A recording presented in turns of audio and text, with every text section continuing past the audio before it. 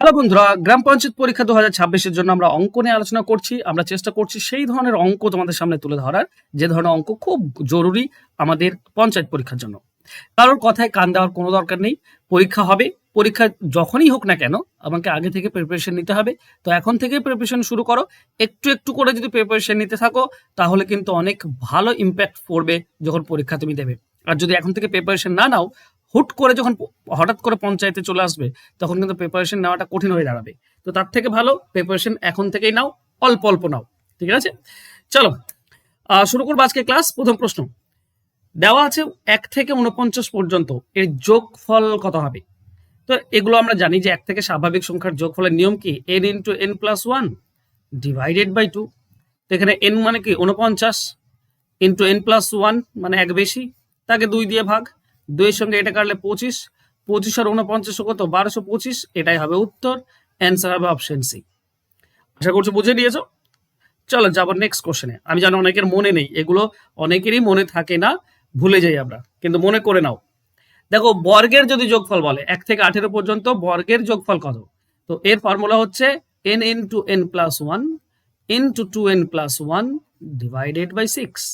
এখানে n এর মান 18, n প্লাস 1 মানে হবে 19, আর 2n মানে 36, এক যোগ করলে 37 ডিভাইডেড বাই 6। 6 সঙ্গে এটা কেটে দাও 3। দেখো 3 আর 37 যদি গুণ করো, 3 আর 37 গুণ করলে 111, তার সঙ্গে 19 গুণ হয়ে আছে, তার মানে 100 আর 19 গুণ করলে 1900। 1900 থেকে বেশি হতে হবে, 1900 থেকে বেশি একটাই আছে, অপশন বি, তাই না? বা এককের অঙ্ক নয়, এককের অঙ্ক নয় দুটিতে আছে, অপশন এ বি দুটিতে আছে, কিন্তু 1200 থেকে অনেক বেশি, 1900 তো হবেই, 1900 থেকে বেশি। বা 19 দিয়ে তুমি গুণ করতে পারো, 19 একে 19 হাতে 1 থেকে, 19 একে 19 আর একে 0 হাতে 2 থাকে, 19 একে 19 আর 2 21। গুণ করা সহজ না? দেখো, তো আমি এটাকেই বোঝাতে চাইলাম তোমাদেরকে যে তোমাকে চালাক হতে হবে, কিভাবে গুণ করবে, কেন গুণ করবে, সবসময় খেয়াল রেখো। নেক্সট, আচ্ছা যদি ঘনের যোগফল চাই, ঘনের যোগফলের ক্ষেত্রে কি হবে? আচ্ছা ঘনের যোগফল ক্ষেত্রে আমরা এখন একটা ফর্মুলা করলাম n into n plus 1 divided by 2। মানে ধরো ঘন নেই, 1 থেকে 12 যোগফল, তো 1 থেকে 12 যোগফল তো এটা হয়, তাই না? মানে 12 ইন্টু 13 ডিভাইডেড বাই 2, এটার সঙ্গে এটা কাটলে 6, তার মানে হচ্ছে কত 78। তো এটা তো আমাদের উত্তর নয়, এটা হচ্ছে 1 থেকে 12 যোগফল। যদি এটার তুমি বর্গ করে দাও তাহলে 8 8 64 শেষে 4, 60 84, এইটা হবে উত্তর। মানে যেটা যোগফল তাকে বর্গ করতে হবে, তার মানে ফর্মুলাটা এই যে যোগফল তার স্কোয়ার হয়, এইটা হয় ফর্মুলা। ঠিক আছে, এইটা হচ্ছে ফর্মুলা। আশা করছি বুঝতে পেরেছো। চলো যাবো আমরা নেক্সট কোশ্চেনে। 1 থেকে 25 পর্যন্ত স্বাভাবিক সংখ্যার যোগফল কত? দেখো 1 থেকে 25 যদি স্বাভাবিক সংখ্যার যোগফল চাই, তো আমি তোমাদেরকে এখনই শেখালাম n ইন্টু n প্লাস 1 মানে 25 ইন্টু 26 ডিভাইডেড বাই 2, হয়ে যাবে আমাদের উত্তর। 25 আর 13, 25 আর 13 গুণ করলে 325 হয়, এটাই হচ্ছে উত্তর। অ্যান্সার হবে অপশন বি। সহজ না? একবার শিখে নাও, দেখবে খুব ইজি। 1 থেকে 26 বর্গের যোগফল বলেছে, কি শেখালাম আমি তোমাদেরকে? 1 থেকে 26 বর্গের যোগফল না, n ইন্টু n প্লাস 1 মানে 27 ইন্টু 2n প্লাস 1, 2n মানে 26 হচ্ছে n, তো 2n মানে 52 প্লাস 1 মানে 53 হয়, ডিভাইডেড বাই 6। ঠিক আছে, চলো এটা 3 দিয়ে কাটো 2 পাবো, 3 দিয়ে কাটো, আচ্ছা 3 দিয়ে কাটো এটা 9 পাবো, 2 এর সঙ্গে 26 কাটলে আমরা 13 পাবো। 3 9 27, 7 7 3 21, শেষে 1 থাকবে, 1 দুটিতে রয়েছে এবং কাছাকাছি রয়েছে। ওকে, এবং এটার ওকে ডিজিট সাম, এটার ডিজিট সাম 0, দুটোরই সমান আবার। ঠিক আছে, মহা মুশকিল। এবার বলো এই ধরনের যখন অঙ্ক থাকবে তখন আমি কি করে করি সেটা ভালো করে বোঝার চেষ্টা করো, তোমরাও পারবে। দেখো আমাদের কাছে এরকম আছে 13 ইন্টু 9 ইন্টু 53, ঠিক আছে, এটা গুণ করবো আমি।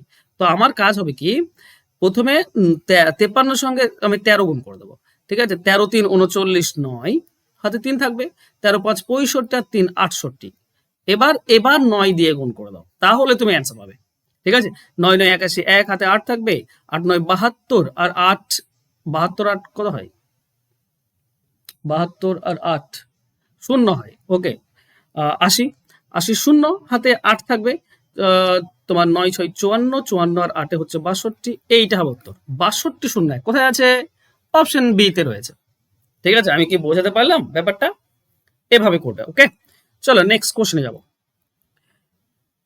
13 স্কোয়ার 14 স্কোয়ার। এবার ব্যাপারটা বোঝো, এখানে কিন্তু 1 থেকে নেই, এখানে 13 থেকে শুরু, মানে প্রথমের 12টি দেয়নি, মানে তুমি উজ্জ ধরে নাও 1 স্কোয়ার থেকে ডট ডট 12 স্কোয়ার প্লাস, এবার এইখান থেকে দিয়েছে 13 square plus 14 square dot dot dot 20 square, এইটুকু দেওয়া আছে। আচ্ছা আমি যদি এই পুরোটা করি, আমার শুধু তো দরকার এটা, কিন্তু যদি আমি 1 থেকে 20 পর্যন্ত করি তাহলে নিয়ম হচ্ছে কি না 20 ইন্টু 21 মানে n into n plus 1 into 2n plus 1 মানে 20 তার 2n মানে 40 হবে, 40 প্লাস 1 মানে 41 ডিভাইডেড বাই 6। এটা তো পুরোটা গেল, এর থেকে এই ব্লুটা তো বাদ দিতে হবে, তো এই তো 13 থেকে আমি পাবো, তো আগেরটা তো বাদ দিতে হবে 12 পর্যন্ত, তার মানে 12n into n plus 1 into 2n মানে 24 হবে, প্লাস 1 মানে 25 ডিভাইডেড বাই 6। এটা বিয়োগ করে দেবো, বাস আমরা অ্যান্সার পেয়ে যাবো। চলো কাটাকাটি করি, কাটলে কেটে যাবে, ঠিক আছে, নিচেটা অবশ্যই কাটে, 3 দিয়ে কেটে দাও, এটা 2, এটা 3 দিয়ে কেটে দাও, আমি পাবো 3 7 21, 2 দিয়ে এটা কেটে দাও, আমি পাবো 10, তার মানে 41 7 হবে, 4 7 7 একে 7 7 4 28, তার মানে 2870 মাইনাস এটার সঙ্গে এটা কেটে দিলে আমরা 2 পাই, 2 25 50 50 13 13 5 65 মানে 650, বাস বিয়োগ করে দাও, তুমি অ্যান্সার পেয়ে যাবে। ঠিক আছে, 600 বাদ দাও, তাহলে 2200 আর 50 বিয়োগ করলে 20, 2220, অ্যান্সার হবে অপশন ডি। এইটুকু হচ্ছে ব্যাপার, আশা করছি বুঝে নিয়েছো, এভাবে করলে তুমি সহজ আনসার পাবে। নেক্সট কোশ্চেনে যাবো। 1 থেকে 15 পর্যন্ত স্বাভাবিক সংখ্যার গণের যোগফল কত? আচ্ছা 1 এর কিউব থেকে 15 কিউব এর যোগফলটা চেয়েছে, এটা তোমরা করো, এটা এটা আমি তোমাদেরকে আমি এর আগেও শেখালাম একবার, ঠিক আছে, ফর্মুলাও তোমাদেরকে দিয়েছি, এবার তোমরা ওটা করো, ঠিক আছে। ফর্মুলা যারা জানো না তাদের জন্য বলছি, n into n plus 1 divided by 2 পুরোটার হোল স্কোয়ার, ঠিক আছে। এটা দেখো যেটা ইম্পর্টেন্ট সেটা ভালো করে দেখো, এখানে দেখো 45 থেকে শুরু হয়েছে 105 পর্যন্ত, 15 পর্যন্ত, এখানে মাঝখান থেকে শুরু হয়েছে। এই ধরনের অঙ্ক করতে গেলে খুব সহজে তুমি কি পাবে, তোমাকে বের করতে হবে কতগুলি সংখ্যা রয়েছে, কতগুলি সংখ্যা রয়েছে, আর বের করতে হবে এর গড়, ঠিক আছে। এই সংখ্যা আর গড় গুণ করলেই আমরা পাই সমষ্টি। এবার তুমি বলো সংখ্যা আমরা কি করে পাবো? তো সংখ্যা বের করার নিয়ম হচ্ছে শেষ থেকে প্রথমটা বিয়োগ। মনে রেখো এটা আমি আমি আমি শিখিয়েছি, আমি তোমাদেরকে পেড ব্যাচে শেখাই। শেষ থেকে প্রথমটা বিয়োগ দিয়ে যত করে পার্থক্য রয়েছে দুজনের মধ্যে সেটা বিয়োগ দিয়ে ভাগ, 1 করে পার্থক্য আছে সবাইয়ের মধ্যে, 1 করে পার্থক্য প্লাস 1, আমরা অ্যান্সার পেয়ে যাই। দেখো 45 যদি বিয়োগ করে দাও 70 থেকে 71, এটা হচ্ছে সংখ্যা, এতগুলো সংখ্যা রয়েছে। গড় কি? গড় বের করার নিয়ম হচ্ছে প্রথম আর শেষটা যোগ করে দাও, প্রথম আর শেষ যোগ করে 2 দিয়ে ভাগ, তাই না, তার মানে 160কে 2 দিয়ে ভাগ করলে 80, এটা হচ্ছে গড়। আবারও বলছে 115 160 2 দিয়ে ভাগ করলে 80, তাহলে সংখ্যা হচ্ছে 71 আর গড় হচ্ছে 80, এটা গুণ করলেই আমাদের অ্যান্সার।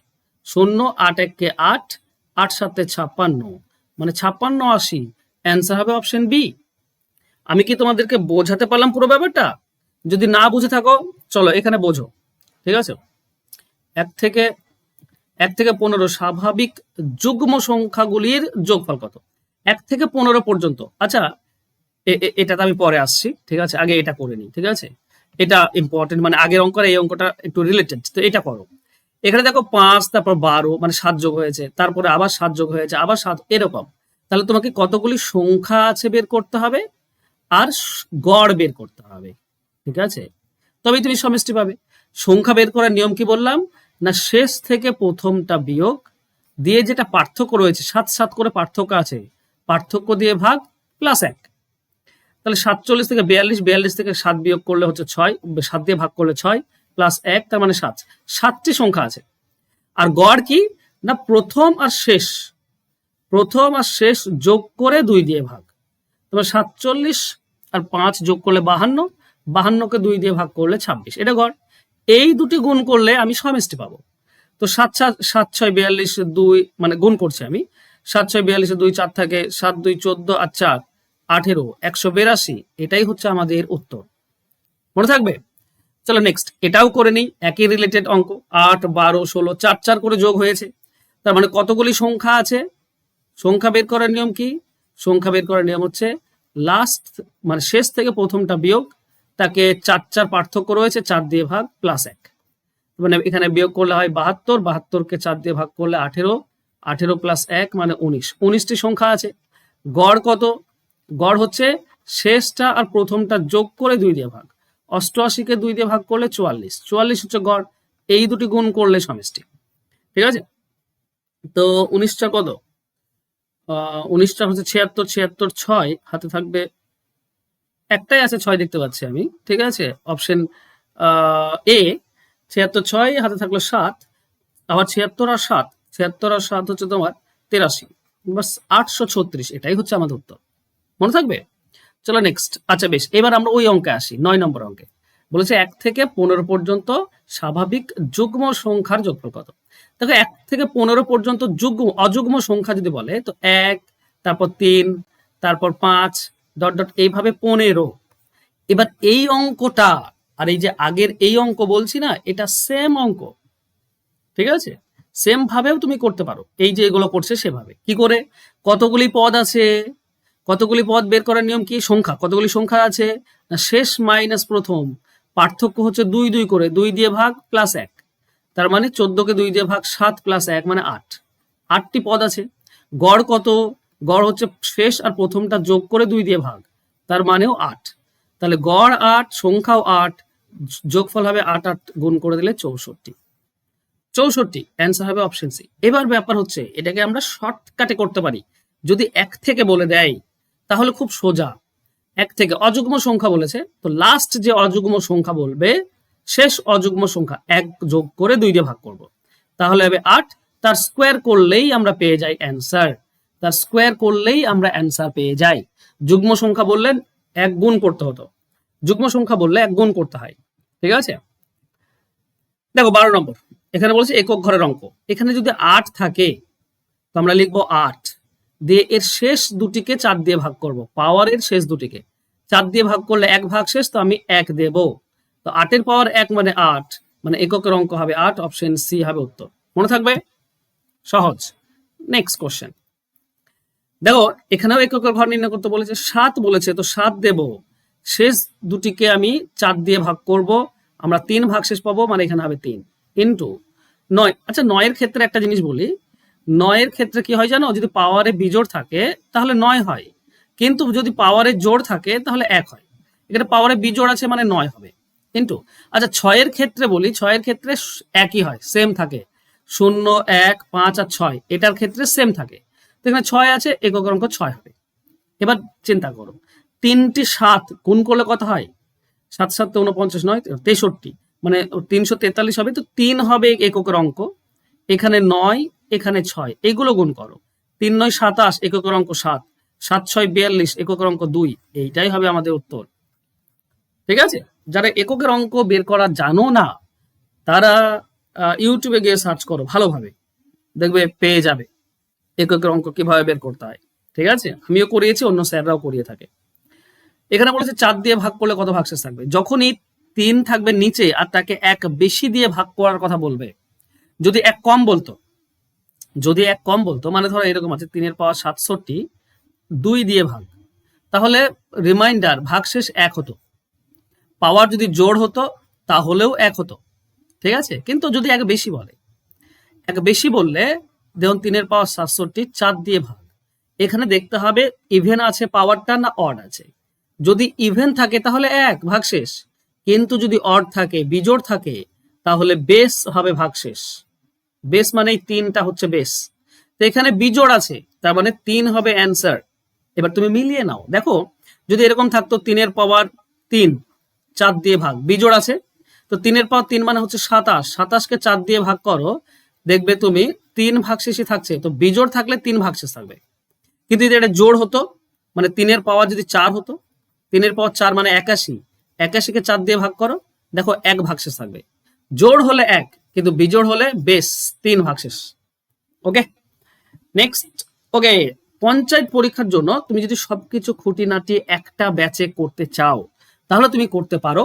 এখানে আমি খুঁটিনাটি অঙ্ক শেখাবো তোমাদেরকে, চ্যাপ্টার ধরে ধরে অঙ্ক শেখাবো। এই যে অঙ্কগুলো তুমি আজকে শিখলে, এগুলো যদি তোমার প্রবলেম হয় তো এগুলো সবই তুমি ডিটেলসে শিখতে পারবে। শুধুমাত্র গুরুত্বপূর্ণ অঙ্কগুলোই আলোচনা পাবে, ফালতু অঙ্ক একটাও থাকবে না। লাইভ ক্লাস করতে পারবে, রেকর্ডেড ক্লাস থাকবে পিডিএফ সহ।